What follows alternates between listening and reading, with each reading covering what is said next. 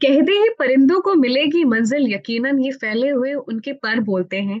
वो लोग होते हैं खामोश जमाने में जिनके हुनर बोलते हैं।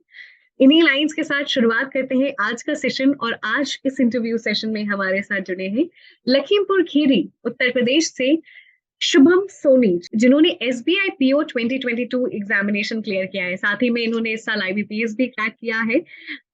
वेलकम शुभम, और बहुत ढेर सारी बधाई फॉर क्लियरिंग दिस एग्जामिनेशन। तो शुभम, आप लखीमपुर खीरी से बिलोंग करते हैं, लखनऊ के बहुत पास है ये जगह। और यस आपने मैम। एग्जामिनेशन क्लियर किया, थोड़ा सा बताएं कि ये जो सफर रहा है, how pleasant it has been for you, और या फिर कितना लंबा ये सफर रहा आपके लिए। मैम मैंने 2019 में अपना ग्रेजुएशन कंप्लीट करा था, बीएससी मैथमेटिक्स। उसके बाद से मैं बैंकिंग की प्रिपरेशन करने लग गया था। 2020 में मैंने बैंकिंग का अपना फर्स्ट एग्जाम दिया था। देन उसमें मैं कोई भी प्री नहीं क्लियर कर पाया था। देन उसके बाद से मैम 2021 से मैंने सीरियस प्रिपरेशन अपनी शुरू कर दी थी। और हाँ, वहां पर मैंने कुछ एग्जाम्स के प्री क्लियर करे थे, बट फिर भी मैं मेंस में फेल हो रहा था लगातार। देन मैम उसके बाद में मुझे गौरव सर मिलते हैं। जो मेरी सबसे बड़ा इशू होता है मेरे साथ में करंट अफेयर्स का, वो रिजॉल्व हो जाता है। और देन फिर फाइनली मैम 2022 में मैंने आईबीपीएस पीओ क्लियर कर लिया, फाइनल सिलेक्शन ले लिया सेंट्रल बैंक ऑफ इंडिया में।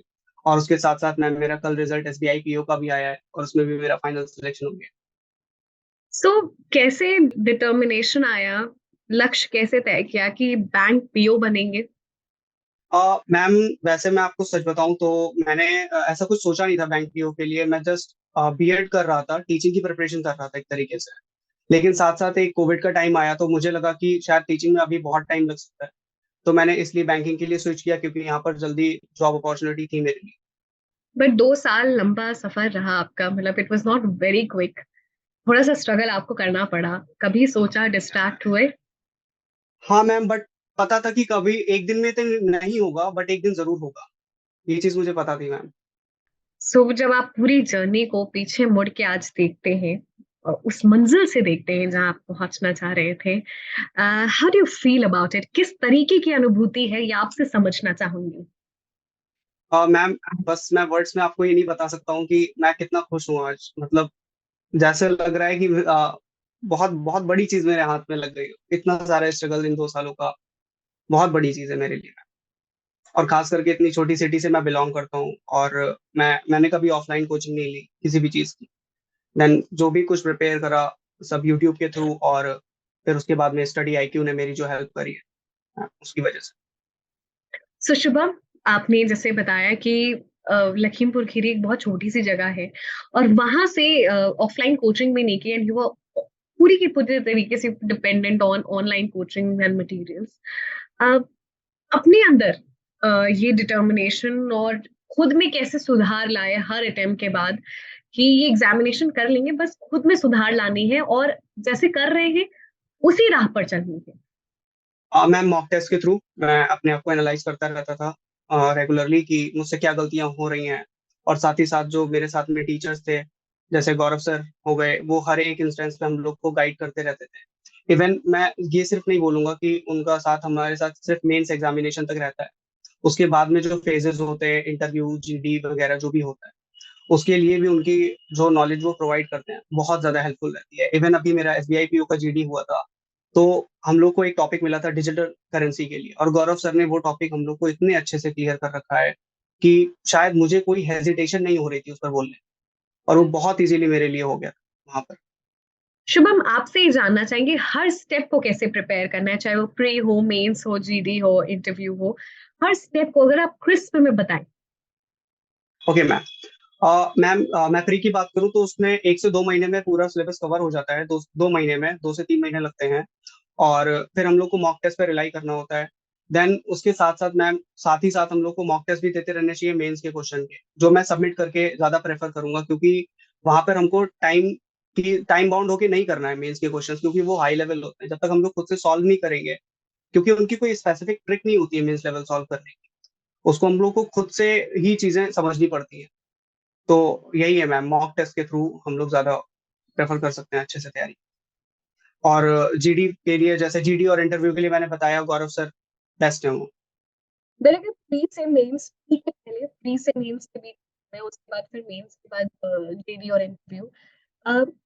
इन फेजेस को कैसे, इन समय को कैसे बेटर तरीके से यूटिलाइज करना है, क्योंकि बहुत सारी चीजें पढ़ लेते हैं लेकिन इस समय को हम अच्छे से यूटिलाइज करें, जो भी चीज पढ़े हैं तभी हम एक्चुअली रिफ्लेक्ट कर पाएंगे। तो ये समय बहुत क्रूशियल है, और इस समय को कैसे मैनेज करें। मैम, समय, जैसे मैं आपको बताऊं कि हम लोग को अपने आप पर कंट्रोल करना पड़ेगा। जैसे मैं आपको बताऊं कि सोशल मीडिया से थ्रू मैं बिल्कुल कट हो चुका था वहां पर। ठीक है, तो मैंने इस तरीके से अपने टाइम को बचाया है काफी। जैसे मॉर्निंग के टाइम पे मुझे पता रहता था कि मुझे जीके करनी है और मुझे इंग्लिश करनी है, देन फिर इस तरीके से ही मेरा दिन शुरू होता था। और जिस तरीके का आजकल कंपटीशन है, हम लोग को टाइम बाउंड होना बहुत जरूरी तो इसलिए बताएं, हम टाइम मैनेजमेंट, टाइम बाउंड होने पे हम थोड़ा बात करना चाहेंगे आपसे। है। ओके मैम, तो जैसे मैंने बताया कि हम लोग को ये फिक्स नहीं करना है कि कौन से टाइम पे कौन सा सब्जेक्ट पढ़ना है, या कितने घंटे पढ़ना है। हम लोग को जस्ट एक तरीके से फिक्स कर देना कि हमको इतने इतने आवर्स की सेटिंग रखनी है। तो वो ज्यादा शायद बेनिफिशियल रहता है। क्योंकि हम लोग अगर ये फिक्स कर देते हैं कि नहीं, दिन 2 घंटे में ही करना है, अब सपोज एक मेंस का क्वेश्चन कोई अगर मैं ले लूं, तो कभी कभी हो सकता है वो 1 घंटे में भी सॉल्व हो जाता है। कभी कभी उसको शायद 10-15 मिनट लगते हैं सॉल्व करने में। कभी कभी मैंने कुछ क्वेश्चन ऐसे भी करे हैं, मुझे 4-4 घंटे लगे उनको बनाने। तो मैं ये नहीं कह सकता हूँ कि किसी भी स्पेसिफिक सब्जेक्ट को आपको इतना ही टाइम देना। तो आपको बस करनी है चीजें, एनी हाउ, बस करते रहना है। और वो एक दिन आएगा कि आपको सारी चीजें मिल जाएंगी, आपने जितना भी करा है सब कुछ आपके साथ में होगा। एग्जामिनेशन में माइंडसेट कितना स्ट्रांग और किस तरीके से अपने आप को एग्जाम के लिए ट्रेन करें, एग्जामिनेशन देने के लिए ट्रेन करें, और उस समय क्वेश्चन का मैनेजमेंट बहुत इंपॉर्टेंट है, तो इसके बारे में बताएं। मैम, किसी भी क्वेश्चन को अपने ईगो पर नहीं लेना है। ठीक है, और इसमें सारे क्वेश्चन तो नहीं करने होते हैं, कुछ स्पेसिफिक क्वेश्चन का सिलेक्शन हमें बहुत ही ध्यान से करना होता है, और देन उनके आंसर तक पहुंचना होता है। तो मैम, यही मैं कहूंगा, किसी भी मेंस लेवल में खास करके किसी भी क्वेश्चन को अपने ईगो पर नहीं लेना है। वहां पर हमें बहुत ही ध्यान से क्वेश्चन का पहले सिलेक्शन करना है, देन उनके ऊपर जाना फॉर एन इंस्टेंस, आपकी स्ट्रैटेजी फॉलो करते थे, कौन सा सेक्शन पहले कौन सा बाद में। है। मैम, जैसे बैंकिंग में मैं कहूँ तो उन लोग का तो स्पेसिफिक रहता है कि कौन सा सेक्शन पहले खुलने वाला है। तो मैं सबसे पहले मेंस में स्पेसिफिकली बात करूंगा यहाँ पर। तो मेंस में मैं सबसे पहले अपने क्वेश्चन सारे टिक करता था, जो भी मेरे रडार में आ रहे हैं मैं उनको सबसे पहले करने की कोशिश करता था, देन फिर मैं आगे के क्वेश्चंस की तरफ बढ़ता था। मैम, ये रहता था मेरे साथ। शुभम, एक क्वेश्चन में जो आपसे समझना चाहूंगी, आपने कहा बहुत स्टार्टिंग में कि आप एक बहुत छोटी सी जगह लखीमपुर खीरी से बिलोंग करते हैं, यस और खुद सेल्फ स्टडी की, ये एग्जामिनेशन क्लियर किया, कोई भी कोचिंग नहीं लिया, आपने स्टडी आईक्यू का हेल्प लिया। आज आप बैंक पीओ बन चुके हैं, वो भी एसबीआई बैंक पीओ। बहुत सारे लोगों की आप प्रेरणा बन चुके हैं। लेकिन आज भी कई लोग हैं जो छोटे शहर से आते हैं और उन्हें लगता है कि वो they can't bring the change because they belong to very small city. क्या ये, is it really an obstacle. नहीं मैम, ये ऑब्स्टेकल नहीं होना चाहिए। हम लोग को प्रीवियस देखना भी चाहिए कि कई सारे जो इंस्पिरेशन है, जैसे मैं अगर यूपीएससी की भी बात करूँ तो बहुत छोटे छोटे शहरों से ये लोग निकले होते हैं। ठीक है, तो ऐसा नहीं है। और आज आपके हाथ में डिजिटल एजुकेशन है जो बहुत बड़ा रोल प्ले कर रही है। इंडिया के छोटे छोटे से पार्ट में गौरव सर जैसे टीचर्स हैं। अब आप देखिए कि वो इतने मेरे घर से इतनी दूर बैठ के सिर्फ उनकी आवाज के थ्रू हम लोगों को इतना सारा नॉलेज मिली, और आप आपके सामने हम लोग बैठे हुए हैं इस तरीके से। मैम, तो डिजिटल एजुकेशन बहुत बड़ा रोल प्ले कर रही है मुझे लगता है। मैम, तो हम लोग को ये चीजें नहीं सोचनी चाहिए कि हम बहुत छोटी जगह से हैं। हमें मैं भले ही मैं यहाँ पे बैठा हूँ, मुझे फिर भी दिल्ली वगैरह के टीचर से पढ़ने को मिल रहा है ना। तो बस ये है, अपने ऊपर कंट्रोल रखना है। मेन चीज ये आती है। ये बहुत इंपॉर्टेंट है इस पे बातचीत करना, क्योंकि हम कहते तो हैं कि हम we can bring a change, लेकिन वो अंदर अंदर सबकॉन्शियस में हम कई बार ऐसा सोचते हैं कि हम तो बहुत छोटे से शहर से हैं, हमें शायद वो फैसिलिटी नहीं मिल पा रही है। तो शुभम, आप एक प्रेरणा है उन सभी लोगों की, कि आप कितने कॉन्फिडेंट हैं, कितने डिटर्मिन्ड हैं, और किस तरीके से अपने लक्ष्य के लिए डेडिकेटेड है। तो it all depends upon that. Shubham, आगे या बढ़ते हैं और बातचीत करते हैं थोड़ा सा और। स्टडी आईक्यू गौरव सर का कितना अहम रोल रहा है। मैम, मैंने आपको बताया ना, मेरी लाइफ के सबसे बड़े रॉक स्टार गौरव सर ही हैं। मैं हमेशा से ये चीज बोलता आ रहा हूँ, और इवन मैं आप सबसे बोल ही रहा हूँ, और उनको मैंने मेल में भी यही चीज लिखी हुई है। सिर्फ मैंने बताया कि एक ट्रू एम्पावरमेंट की वो बात करते हैं हमेशा, कि आप, एक तरीके से हम लोग खाली ग्लास होते हैं उनके लिए, और वो पूरा कैसे फिल करते हैं हम लोगों को मैम, इतना ब्यूटीफुली शायद शायद ही कोई समझाता है। और वो मतलब उनके लिए मेरे पास में वर्ड्स नहीं है बताने के लिए, क्योंकि मेरे साथ जो इंटरव्यू और जीडी में हुआ है वो मैं बता नहीं सकता हूँ। उस टाइम मैं बस यही सोच रहा था, बस गौरव सर मुझे मिले, मैं उनके चरणों में गिर जाऊं, बस ऐसी फीलिंग थी मेरे लिए। और मुझे खुद नहीं पता लग रहा था कि मेरे पास में सुपर नेचुरल पावर आई कहाँ से, इस टाइप की। Shubham, Gaurav sir is also very proud of your achievement, very proud of your accomplishment. तो शुभम, हाँ। अभी अभी आपने कहा कि मुझे नहीं पता कि क्या सुपर नेचुरल पावर आपका जीडी और इंटरव्यू के समय आ गया, तो थोड़ा बताएं हमें कि जानना चाहेंगे कि how was your interview, GD, and what was the okay super ma'am, वहाँ नेचुरल पे, power that you are talking about. हाँ मैं ये मैम कह रहा था कि वहां पर जो था कि इंडिया को कम्प्लीटली डिजिटल करेंसी पर स्विच कर जाना चाहिए कि नहीं, ये हमारा टॉपिक था। और वहां पर शायद जब हम लोग को टॉपिक लिखने के लिए टाइम दिया गया था, मैंने केवल 2 लाइनें लिखी और एक ई रुपी लिखा था। और सर ने वो हम लोग को इतना ब्यूटीफुली समझाया था, जब जैसे ही मैंने बोला पॉइंट वहां पे रखा है, तो इवन जो कोऑर्डिनेटर सर थे वो भी मेरी साइड पे देखने लग गए थे। और देन फिर जो भी चीजें थी डिजिटल करेंसी से रिलेटेड, बहुत सारी चीजें मैम, बजट में भी जो भी पॉलिसीज आई हैं सर ने इतने अच्छे से समझा के रखी है। और मैम इंटरव्यू में मैं बात करूंगा तो वहां पर भी जब मुझसे पूछा गया कि जो पब्लिक सेक्टर बैंक्स हैं वो इस टाइम क्या कर रहे हैं फाइनेंशियल इंक्लूजन के लिए, तो गौरव सर का एक फेवरेट पॉइंट है वो कि जनधन योजना में टोटल 46 करोड़ अकाउंट खुले हैं, जिसमें से 44 करोड़ पब्लिक सेक्टर बैंक ने खोले। तो मैम ये वाला मेरा आंसर सुन के वो काफी मतलब इम्प्रेस हो गए थे वहां पर।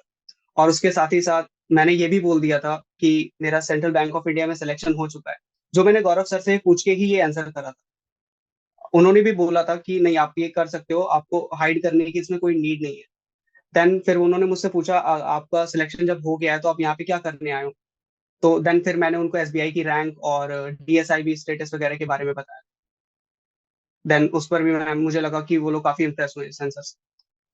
तो Shubham, what was the most turning point of the interview, थोड़ा सा, एंड जो आपको लगा कि ये हवा का रुख आपकी तरफ 100% हो चुका है।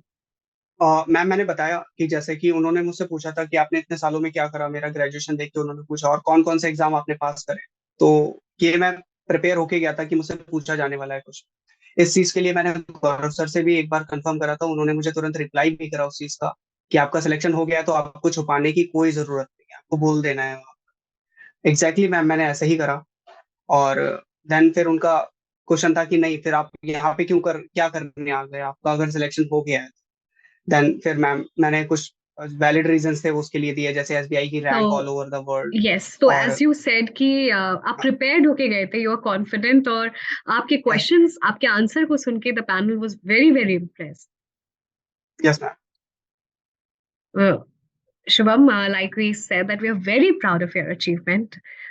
सेशन के एंड में थैंक ही यू मैम। कुछ फाइनल टिप्स सजेशन सभी के लिए आपकी तरफ से।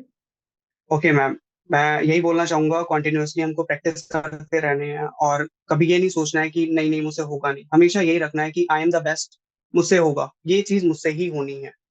बस एक दिन में नहीं होगा लेकिन एक दिन वो चीजें जरूर होंगी।